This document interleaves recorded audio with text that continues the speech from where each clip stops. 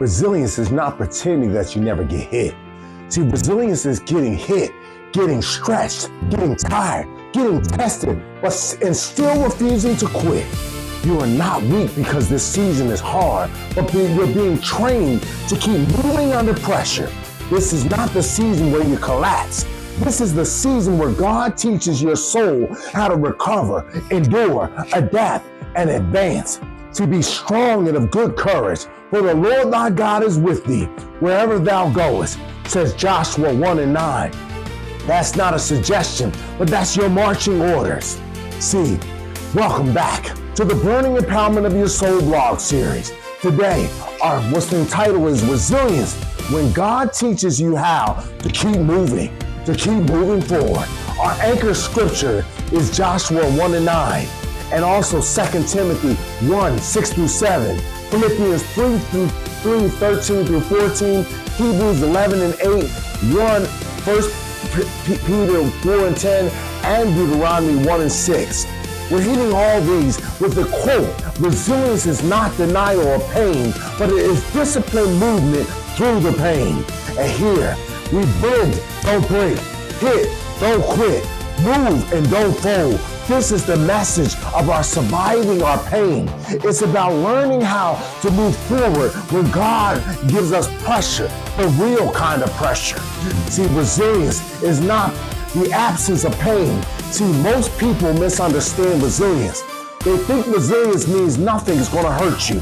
They think that resilience means that you never cry, you never struggle, you never shake, and you never feel the weight of life itself. But that's not resilience. That's only pretending. Real resilience is when life hits you, but it does not get to finish you. Real resilience is when pressure lands on your mind, your emotions, your body, and your spirit, and you still refuse not to surrender to your assignment. And you're not failing because you felt the pain, and you're not behind because the season has exhausted you. You're not weak because it affected you. Pain is not proof that God's left you. Pressure is not the proof that your purpose has disappeared. Resistance is not the proof that your calling is being canceled. Because sometimes the strongest proof of God's hand on your life is the fact that you're still standing after every single thing that came against you. See, David had resilience. Joseph had resilience. Paul had resilience. Jesus in Gethsemane showed a holy resilience, not because there was no agony, but because he didn't surrender. When he remained faithful to his Father, greater than the pain. So hear this. Resilience is not the absence of pain, but it is the refusal to quit because of the pain. And hear this one too, because just because it hits you does not mean it gets to hold you. And that brings us to the next point. God uses pressure to build your resilience. See, Deuteronomy 1:6 says, you have dwelt long enough in this mount. That means there comes a point in time that staying in the same place is no longer healing. It becomes a hindrance. And sometimes the discomfort that you feel is not destruction. Sometimes it's the divine disruption. God will disturb your comfort when your comfort is weakening your resilience. He will allow pressure to expose the weak places in your life, those stale places, those fearful places, overly dependent places, not to shame you, but to strengthen you. Steel is forged in fire. Muscle is grown under resistance. And resilient faith is developed when obedience has the function to push harder during the circumstances. Some of you are in a season where what used to work is not working the same any longer. The old copying patterns feel too small. The old routines feel too weak. The old excuses are being challenged. That is not always the enemy. Sometimes that's God saying, you cannot carry this next assignment with the strength of what's in your last level season. So yes, pressure hurts. Yes, transition stretches you. Yes, endurance costs something, but pressure is not always there to crush you. Sometimes God uses it to condition you. Pressure did not come only to crush you, but God can use it to condition you. And hear this one. God will disrupt your comfort when your comfort is blocking your growth. Now let's go even deeper, because resilience requires you to stir up what is still in you. Paul told Timothy in 2 Timothy 1:6, stir up the gift of God which is in thee. That means sometimes something can still be in you even when you feel tired. Sometimes something can still be alive in you even when the season feels rough. Sometimes something can still carry fire even after the delay. Disappointment, fear, or even frustration. Resilience is knowing there is still something in you worth stirring up. There is still discipline in you. There's still a prayer in you. There's still purpose in you. There's still a gift in the midst of the pain that did not kill you. It may have covered up the ashes. It may be covered up in ashes, but it did not slow. It was not slowed up by fear. It may have been buried under disappointment, but it's still there, deep inside your soul. Then Paul says in verse 6 of that same chapter of Timothy, for God hath not given us the spirit of fear, but that of power and of love and of a sound mind. Resilience is not never hearing fear, but resilience is refusing to let fear become your decision maker. Fear may speak, but it does not get the final word. Pain may visit, but it does not get ownership of your future. Some of you do not need a brand new calling. You need a rekindling of what God has already put in you. Wake up the discipline. Wake up the courage. Wake up the study time. Wake up that prayer life. Wake up the voice that's been, wake the voice back up. Wake the consistency back up. You are not done because you got discouraged. You are not finished because you needed recovery.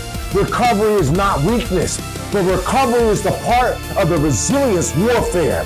Resilience is the decision to stir up what pain tried to silence and what fear tried to take away. And hear this, there is still fire underneath the ashes. And hear this one, resilience moves before everything feels certain. Because Hebrews 11:8 says, Abraham went out not knowing whether he would. That is resilient faith. Not because he had the full details, but because he trusted God enough to obey even under uncertainty. Some people think resilience means waiting until they feel strong enough, waiting until the moment the emotions line up, waiting until the road seems obvious, waiting until fear completely disappears.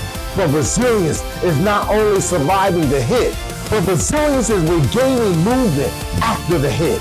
You do not need full clarity to take the next faithful step. You need enough trust in God to obey Him right where you're at.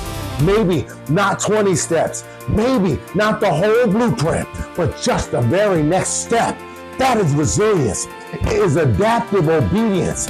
It's learning how to move with wisdom in changing conditions. It is adjusting without abandoning your purpose. Some of you are waiting for the old version of you to show up, but God is not always restoring the old version. Sometimes He's building a stronger one, a wiser one, a more disciplined one, a more resilient one. So stop demanding perfect conditions before you obey Him. Resilience does not wait for perfect conditions. It keeps moving when God is imperfect what's in your lives. And you do not need full clarity to recover your momentum. Now, one more. Resilience presses forward and blesses others. See, Philippians 3:13-14 says, forgetting those things which are behind you, and I press toward the mark. The word press is the language of resilience. Press means resistance is present. Press means it's not easy. And press means something is pushing back on you and you move forward anyway. Resilience is not pretending that the past never happened. It is refusing to let the past rule your next step. Your pain may explain some scars, but it does not get ownership of your new direction. Your history may teach you something, but it does not get to chain you down to where you're at. And Joshua 1:9 reminds us again, be strong and of good courage, for the Lord thy God is with thee wherever thou goest. God did not promise Joshua 0 battles, but he promised him presence. That was enough.